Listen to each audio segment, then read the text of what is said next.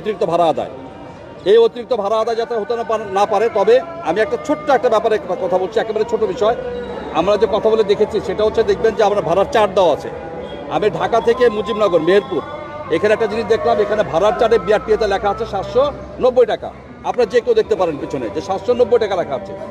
এখানে আমরা কথা বলে যেটা দেখলাম যে সারা বছর তারা কিন্তু এই 790 টাকা ভাড়া নেয় না। কেন নেয় না?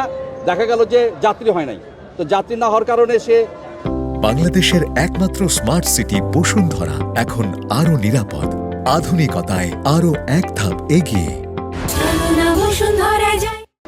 যাত্রী মানে যা পায় ওটার জন্য দেখা গেল যে সে 700 টাকা চলে গিয়েছে, ইভেন কি 600 টাকা চলে গিয়েছে। তো এটা হয়, এটা কিন্তু মার্কেট ইকোনমিতে দেখবেন যে চাহিদা এবং যোগান একটা বিষয় আছে, যেটা মার্কেট ইকোনমি করে থাকে। তো সেক্ষেত্রে খালি গাড়ি যাওয়ার চাইতে সে মনে করে 700 টাকা বা আমি 790 টাকার ভাড়া আমি 600 টাকা নিয়ে চলে গেলাম, তাও তো আমি 600 টাকা পেলাম। কিন্তু এখন তো প্রচণ্ড চাপ এবং সবাই ঈদে বাড়ি যাবে।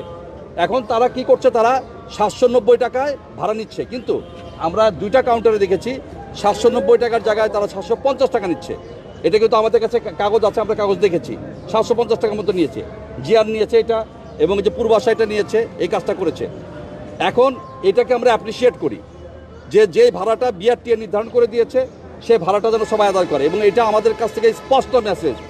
আমাদের যোগাযোগ মন্ত্রী কিন্তু স্পষ্টভাবে বলেছে যে যদি এই উপলক্ষে বিআরটিএ নির্ধারিত ভাড়া, আপনাদের কিন্তু একটা বিষয় বুঝতে হবে যে 2টা ভাড়া কিন্তু চলে। একটা হচ্ছে বিআরটিএ বলে দিয়েছে ভাড়া, আর আরেকটা ভাড়া হচ্ছে সে সাধারণ সময় তার সাথে কম নিত, কিন্তু এই বিআরটিএ নির্ধারিত ভাড়ার বাইরে 1 টাকাও নিতে পারবে।